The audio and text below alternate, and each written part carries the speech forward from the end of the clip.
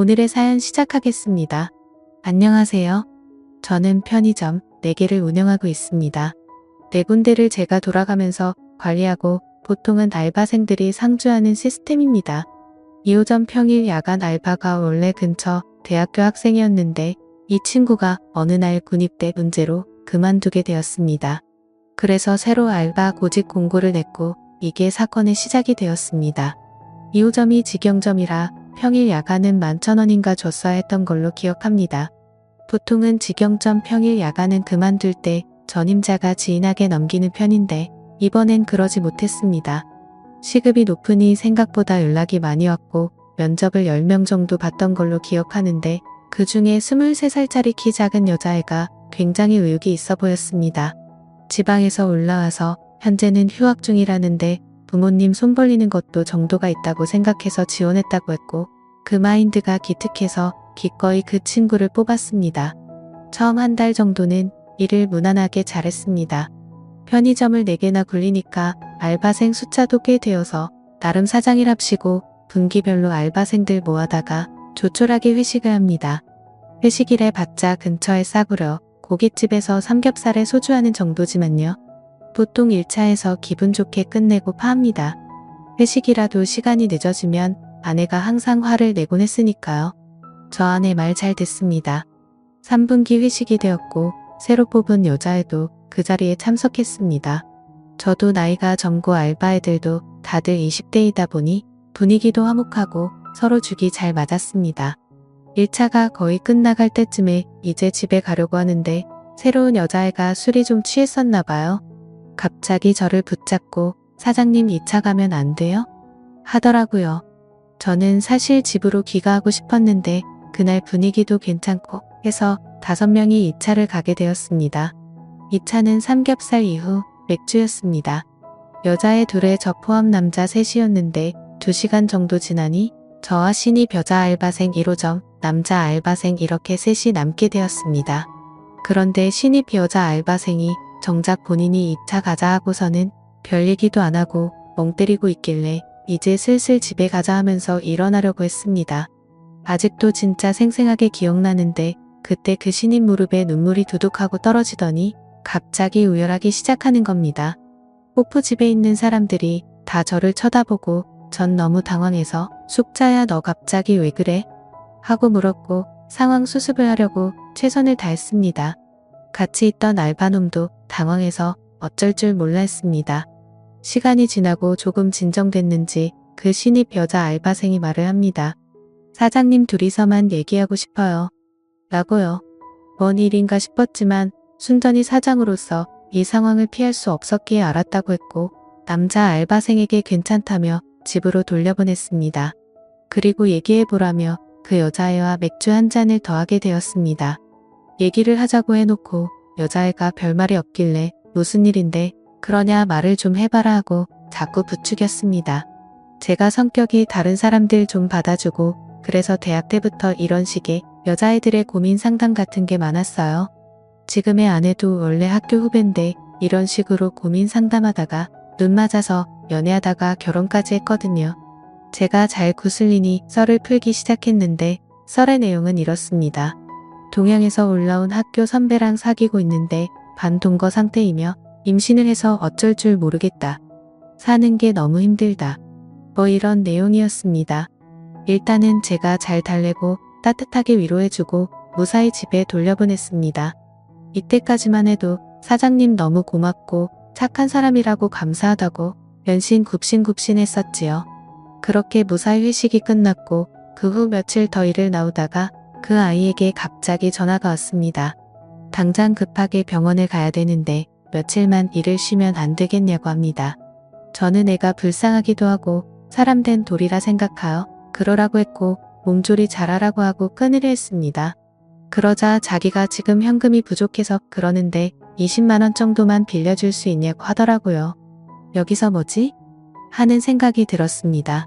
물론 내가 성실하고 착한 것 같긴 했지만 한 달 일하고 20만원 빌리는 건 좀 경우가 없다고 생각이 들었습니다.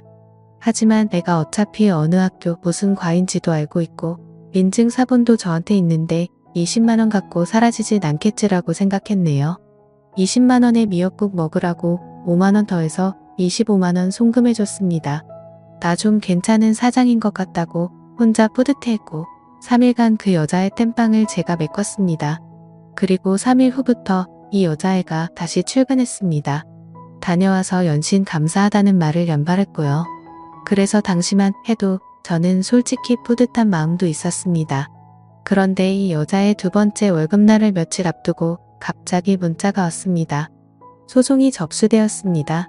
전화해서 확인해 보니 이 여자애가 문자 그대로 절 고소한 것입니다. 고소 내용은 양육비 및 정신적인 위자료 청구였고 저는 뭔가 착오가 생겼거니 했는데 확인해 보니 진짜였습니다. 그때 정말 뒤통수가 띵했습니다. 그 여자애한테 전화하니까 전화는 안 받고 출근도 당연히 안 했습니다. 그야말로 잠수입니다. 정말 당황했지만 바로 대한법률구조공단 찾아가고 지인을 통해 변호사를 선임하고 다른 대응으로 아주 찍소리 못하게 하려는데 몇 가지 문제가 있었네요. 일단 제가 돈을 송금한 점과 통화가 녹음이 안 되어 있어서 무슨 명목으로 전송했는지 증명이 불가능했습니다. 이때 착하게 살면 정말 손해인 것 같다고 많이 후회했습니다. 이 여자 알바생이 아주 제대로 노린 거였습니다. 그리고 회식날 호프집에서 다른 알바생을 집에 보낸 것도 문제랍니다. 얘가 연락이 안 되니까 혹시나 해서 알바놈에게 연락을 해보니 알바놈한테 이미 걔가 연락을 했다고 합니다. 또한 이 멍청한 알바놈은 되려 저와 걔의 사이를 의심하고 있었고요. 귀찮은 일에 말려들고 싶지 않으려고 하는 것 같기도 한데 이놈이 제가 사장이니까 앞에서는 협조적으로 굴 것처럼 했었는데 결정적일 때 전혀 도움이 안 됐습니다. 아무튼 확인해보니 그 여자 알바생이 알바놈한테 전화해서 증언 비슷한 걸 요청해 놓은 상태입니다. 저는 정말 결백했기에 법정 가서 확실히 정리해버리자는 마음이었는데 변호사의 말은 조금 달랐습니다. 입증이 안 되면 털리기 딱 좋다는 것이었죠. 더구나 이 당시가 고대의대 사건이 처음 수면에 떠오를 때라 추행이나 미투 이런 문제에 대한 여론이 극도로 안 좋을 때였습니다. 여론이 판결을 좌지우지하는 건 아니지만 잘못해서 엮이면 인생 바로 끝나게 되는 딱 좋은 코스로 갈 수 있겠구나 싶었습니다. 일단 임신 중 친자 확인을 알아보니 국내에서는 불법이었습니다. 해외까지 나가서 해온다고 해도 그 여자가 동의를 안 할 가능성도 높고 불법인 이상 법정에서 효력이 없을 가능성도 높아 보였습니다. 그래서 출산까지 기다리기 위해 맞고소 준비도 하고 변호사의 도움도 받아 최대한 시간을 끌었습니다. 그 와중에 그 여자네 집도 찾아보고 했는데 문은 절대 열어주지 않았습니다. 연락해도 법정에서 보자 이런 소리만 하고 이런 사실들을 적시해봤자 재판에서 큰 도움은 안 된다고 했지만 일단은 보낸 문자 받은 문자 다 보관해놨습니다. 그런데 이게 시간을 끌다 보니 가을쯤에 아내의 귀에 들어가게 되었습니다. 처음엔 제 선에서 끝내려고 했는데 자꾸 제가 멘탈도 나가고 일이 바쁘고 하다 보니 아내가 의심하다가 입출금 내역을 조회해 본 것이었습니다. 그리고 변호사 선임비를 발견하고 아주 집구석이 뒤집어졌습니다. 아내를 설득하는데 거의 한 달이 걸렸습니다. 엄밀히 말하면 아내에게 저의 무고함을 설득하는데 한 달 걸린 것 같고 이 일을 같이 헤쳐나가도록 설득하는데 또 한 달이 걸렸네요. 간통죄로 고소한다, 이혼하자는 이야기까지 나와서 아주 한 달은 개고생했고 아내가 친정집 가서 잠수를 타기도 했습니다. 저는 친정집 앞에 가서 하루 종일 기다려서 설득했고 간신히 아내의 마음을 돌릴 수 있었습니다. 지금 생각하면 정말 아찔하네요. 아내가 저의 편이 되기로 한 다음부터 일이 조금 수월해졌습니다. 아내가 자진해서 그 여자를 설득하러 갔습니다. 아내가 누군지 모르는 그녀는 결국 아내를 만났습니다. 물론 사건의 전말 같은 건 말하진 않았지만 아내 말로는 그 여자랑 그 여자 남친이 공무원 일 같다고 했습니다. 처음에 저를 그렇게 괴롭히던 아내가 이제는 제 편이 되어서 적극적으로 나서는 게 정말 다행이었습니다. 그리고 아내는 그녀에게 친자 확인 검사까지 하자고 했답니다. 그때부터 그 여자가 좀 겁먹기 시작했는데 결국 협상은 결렬되었고 그녀는 그 이후로 와이프를 만나주지 않게 되었습니다. 아내는 아내대로 뿔이 나서 저를 병원으로 데려가 친자 확인 검사를 준비시켰습니다. 그 여자가 출산을 하면 친자 확인 검사를 하고 바로 승수 후 맞고소하자고 부부끼리 대동단결했습니다. 그러던 와중 아내가 임신을 하게 되었습니다. 임신을 하고 나서 아내의 멘탈은 더욱 강해졌고 오히려 저희 생활은 안정적이 되어갔습니다. 역경이 있으며 부부는 강해지는 것 같네요. 갑자기 11월쯤 그녀에게 청천벽력 같은 연락이 왔습니다. 그 여자가 2주 전에 유산을 했고 지금은 퇴원했다는 겁니다. 이미 태아가 없어져 버린 상태라 친자 확인은 물 건너간 상태고 법정 공방은 점점 미궁으로 빠져들게 되었습니다. 우리 측 변호사도 그때 친자 확인을 피한 것이기 때문에 저에게 상대적으로 유리해졌지만 물증이 날아가 버린 상태이기에 아마 일방적인 승리는 어려울 것이라고 말했습니다. 오히려 합의를 추천했을 정도였고요. 실제로 그때 합의 가능성을 보여주면서 저에게 연락을 해왔습니다. 사태의 국면이 이렇게 흘러가니 아내의 기세도 갑자기 누그러졌습니다. 임신까지 겹쳐 감정 기복 때문에 종종 다투는 일도 생기곤 했고요. 그러던 중 저를 구원할 한 줄기 빛이 내려왔습니다. 친자 확인 검사를 위해 준비한 검사의 결과가 나왔네요.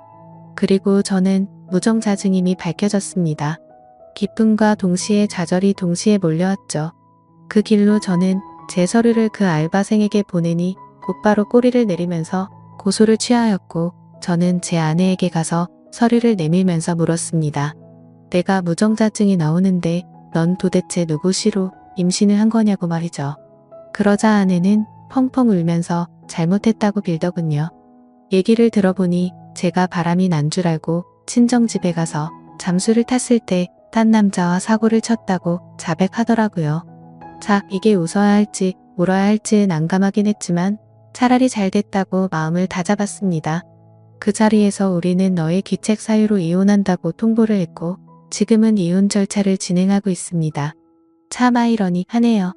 이상한 알바생 때문에 일이 꼬였다고 생각했는데 오히려 조상리 도운 기분도 듭니다.